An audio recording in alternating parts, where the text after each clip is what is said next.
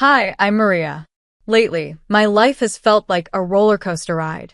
To be honest, I never thought I'd share all of this, but life has a funny way of throwing surprises at you when you least expect it. I'm 31 years old and work as a marketing executive. Up until recently, I thought I had my life all sorted out. A little over a year ago, I married Paul, my college sweetheart. We were so happy and felt like we were on top of the world. Not long after getting married, we got some incredible news. I found out I was pregnant. This was our little secret, and we were beyond excited. One evening, I couldn't keep my excitement in anymore. I turned to Paul and said, "Can you believe it? We're going to be parents." I could barely contain my joy. Paul pulled me into a big hug, his eyes shining. "I know, Maria. It's amazing," he said, smiling. "But remember, we should keep it quiet until after the first trimester." He was calm and thoughtful, reminding me to be cautious, and I agreed. But keeping this huge secret was a lot harder than I expected, especially around Paul's family. Speaking of Paul's family, that's a whole different story. There's Janet, my mother-in-law. She's a nice person, but she can be a bit much. Janet still treats Paul like he's a kid who needs her constant attention and advice. Then there's Paul's dad, Jason, who's usually quiet and doesn't really get involved in family matters. Paul also has two siblings. His sister, Emma, often acts like I'm her competition. She gives me these looks, almost like I stole something from her. Paul's brother, Jacob, barely talks to me, as if I'm not even there. Family gatherings are, to put it mildly, a bit challenging. Take last Wednesday's lunch, for example. Paul and I were getting ready, and Janet suddenly noticed a small wrinkle on his shirt. "Paul, honey, your shirt's wrinkled." "Maria, don't you know how to use an iron?" she asked, her tone sharp enough to make me wince. I felt a wave of irritation, but managed to keep my cool. "I'll double-check next time, Janet," I replied with a forced smile, trying to stay polite. As if that wasn't enough, Emma jumped in. "Oh, Maria, don't worry about it. Not everyone's meant to be a homemaker," she added with a smirk. I could feel my blood pressure rising, but I held back, refusing to let them see how much their comments bothered me. Later that evening, I called my best friend, Angela, to vent. "If Janet makes one more snide comment about my housekeeping, I'm going to lose it," I groaned. Angela's laughter filled the phone. "Girl, you married Paul, not his mother. Just tell her to back off," she said, trying to lighten the mood. "I wish it were that simple," I sighed. "Paul hates conflict, and I don't want to make things worse. But sometimes it's so hard to deal with this. Despite everything, I know I love Paul and want to make things work.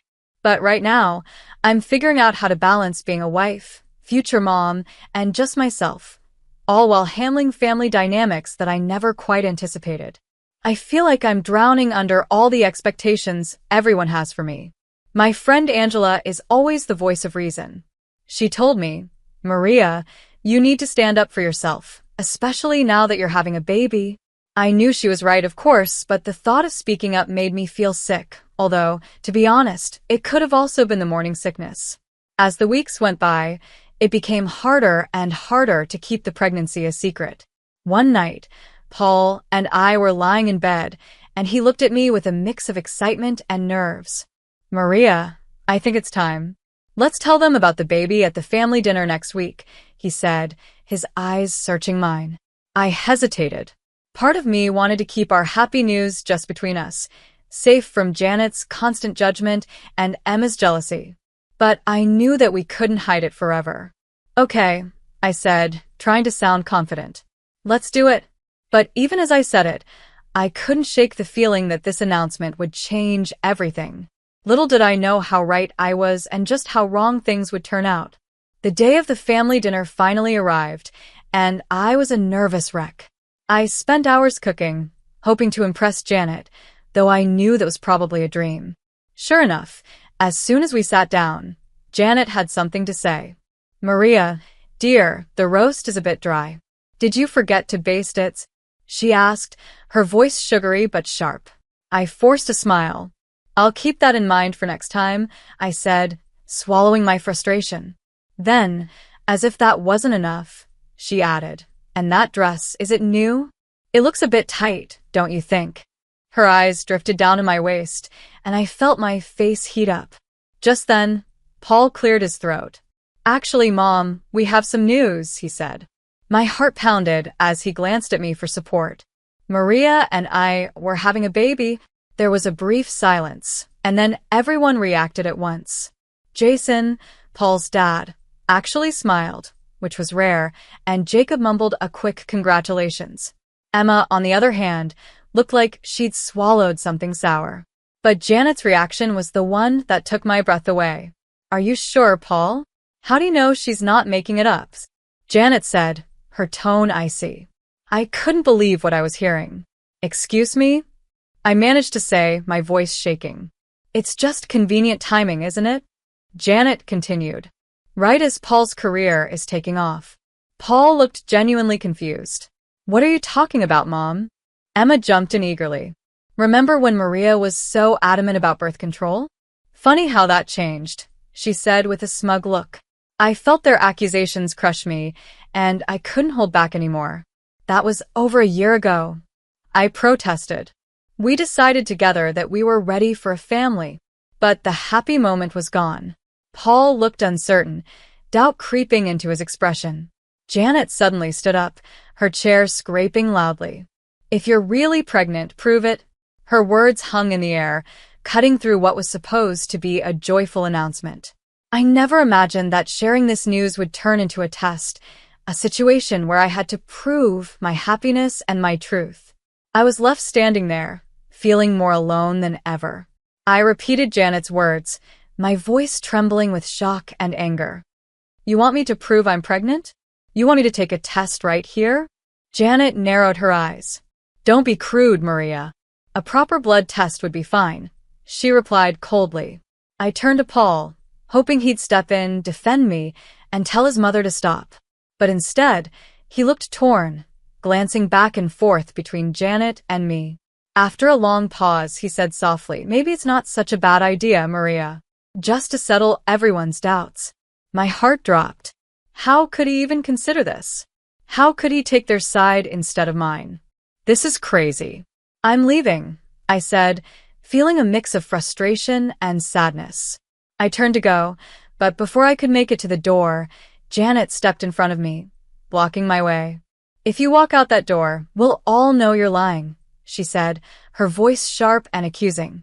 Get out of my way, Janet, I said, my voice rising. But suddenly, everything changed. It all happened so quickly, yet in slow motion. Janet's hand shot out, pushing me backward. I stumbled, desperately trying to catch my balance. I saw Jacob reaching out to grab my arm, but he was too late. I tumbled down the stairs, my world spinning before everything went dark. When I opened my eyes, tears rolled down my face as I replayed what had just happened. Janet's cold expression, Emma's smug face, Paul's hesitation, and Jacob's failed attempt to catch me. All of it swirled in my mind, filling me with a sense of betrayal I'd never felt before. As the ambulance rushed to the hospital, one question filled my mind. Was my baby okay? And even if everything was fine, could I ever trust my husband or his family again? When the ambulance reached the hospital, I was taken straight to the emergency room. Doctors and nurses were all around me, speaking quickly in medical terms I couldn't understand. But the only thing I cared about was whether my baby was safe. I felt terrified and helpless, hoping for good news. Hours later, I woke up to the steady beeping of hospital monitors. I saw a doctor standing beside my bed, and he smiled gently. Mrs. Thompson, you're awake. I have good news. Your baby is safe. You're both going to be okay. A wave of relief washed over me, but it was quickly replaced by anger as I remembered why I was there. This was supposed to be a joyful time in our lives, a celebration of our growing family. But instead, I'd been forced to defend myself against accusations from the very people who were supposed to be my family. I glanced over and saw Paul standing by my bedside, his face pale and filled with regret. Maria, I'm so sorry, he whispered. But his words felt hollow. How could he apologize now after allowing his family to doubt me, after standing by while I was hurt? I turned away, realizing that things would never be the same. In that moment, I knew I'd have to make some tough decisions about who I could really trust and what kind of life I wanted for myself and my child. This wasn't just about my baby's safety, it was about protecting our future. I don't know what happened, Paul began, but I cut him off, anger bubbling up. What happened? Your mother pushed me down the stairs. That's what happened. He flinched. Mom says it was an accident. She was just trying to stop you from leaving. Before I could respond, my best friend, Angela, rushed into the room. Maria, oh my God, are you okay? She turned to Paul, her eyes full of fire. And you? How could you let this happen? I didn't, Paul stammered, but Angela wasn't having it. Save it, she snapped, silencing him. Angela turned back to me, her voice soft now. I'm here, Maria. Whatever you need. Paul looked at me, then stepped out of the room to get some air. As soon as he left, I filled Angela in on everything that had happened. Her face grew darker with each word. We're not letting them get away with this, she said firmly. Just then, we heard voices in the hallway. Janet and Emma were talking. We just need to convince Paul it was an accident, Janet was saying. Maria's always been clumsy. Probably faking this whole pregnancy. Anyway, Angela's eyes widened, and without a word, she pulled out her phone and started recording their conversation. As their voices faded down the hallway, I felt a new resolve inside me. Enough was enough. Angela, I need your help. We're going to fight back, I said, feeling stronger with each word. Over the next few hours, we made a plan. Angela managed to get a nurse to give us copies of my medical records, which showed clear evidence of my pregnancy and injuries consistent with being pushed. We should get statements from the hospital staff too, Angela suggested. They can confirm your condition when you arrived. I nodded but hesitated. What about Paul? He's been texting me, full of doubts and clearly still believing his mother. Forward them to me. It's all evidence, Maria, Angela said, her eyes determined as she gathered everything we needed. I took a deep breath and made a call I never thought I'd have to make. Hello, is this the office of Carol Baker? I need to speak with her about a domestic abuse case. Meanwhile, Angela returned, looking triumphant. Got it all. Medical records, staff statements, and that lovely recording of Janet and Emma plotting. I took a deep breath, feeling the weight of everything settling around me. Angela, I've made a decision. I'm leaving Paul. Her eyes softened, filled with both understanding and sadness. Are you sure? I have to. For my baby's sake and my own, I replied firmly. Just then, Paul walked back into the room, looking conflicted. Maria, can we talk? Mom wants to come and apologize, he said, looking at me with pleading eyes. No, Paul. We can't, I said, cutting him off. And she can't. I'm done. His face fell, clearly not expecting this. What do you mean? I mean I'm leaving, I said, my voice steady. I watched the shock spread across his face, but I didn't feel any doubt. I had to protect myself and my baby, and that meant leaving behind anyone who didn't have my back. I can't be part of this family anymore, Paul. It's not safe for me or our child, I said, my voice firm but filled with sadness. Maria, please. We can work this out, Paul pleaded, looking desperate. Angela stepped in, her voice steady and strong. She said her piece, Paul. Respect that. Paul looked at both of us, stunned, then slowly left the room, looking like he'd been hit by a wave. As the door closed behind him, I felt a mix of emotions, sadness for the life I had imagined, but also relief. I knew this wouldn't be easy, but for the first time in days, I felt a flicker of hope. I turned to Angela, taking a deep breath.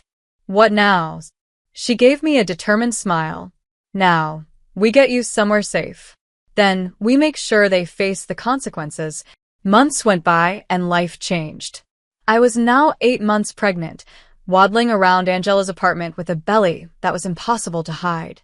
Every day, my baby bump reminded me of why I was fighting so hard for a future free from the pain and distrust I had endured.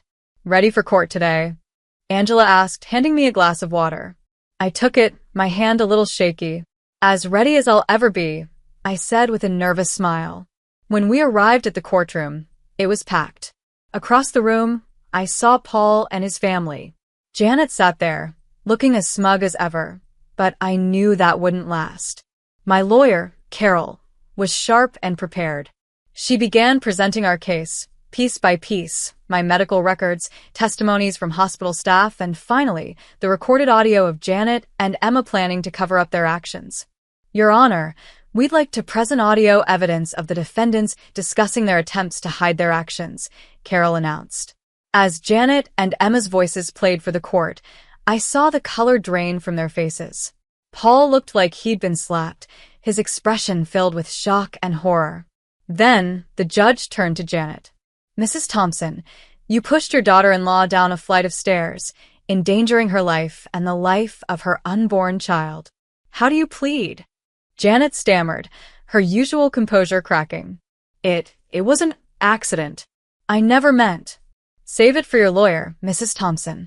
You're facing charges of assault and endangering an unborn child. During a break, Paul approached me. He looked exhausted and defeated. Maria, I had no idea. I'm so sorry. Can we please talk? For a moment, I felt a hint of pity, maybe even a small flicker of regret. But then I remembered those long, painful days in the hospital, how he had doubted me, how he had chosen his mother over me and our child. I shook my head. No, Paul. Your apology means nothing now. You chose your mother over us. There's no coming back from that. His face crumpled, but I held firm. I had a future to protect. Later, the judge's gavel came down with a loud bang. In the matter of Thompson versus Thompson, this court rules in favor of the plaintiff. Mrs. Maria Thompson is granted a divorce, full custody of the unborn child, and a settlement of $700,000 for emotional damages and medical expenses. Hearing those words, I felt a wave of relief wash over me. This chapter was finally over. I had fought for myself, for my child, and for a new beginning. I didn't look back at Paul or his family as I left the courtroom. My focus was now on the future, one where I could finally feel safe and start anew. I let out a breath I hadn't realized I was holding. It was finally over. We had won. 4 years later, I'm busy blowing up balloons for my daughter Michelle's second birthday. My little fighter, born against all odds, now happily toddles around, babbling and laughing. Angela walks in, her arms full of presents, smiling wide. Where's the birthday girl?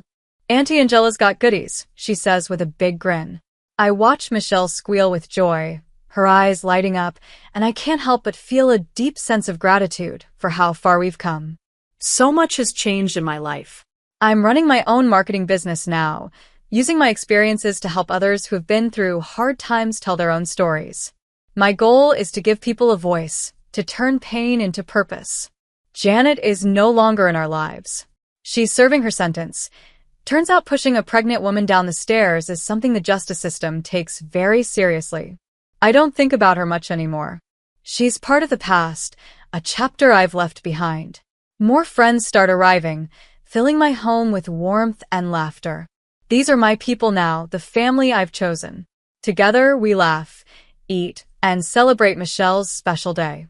I feel surrounded by love, and I realize that this is what family is supposed to feel like: supportive, joyful, and safe.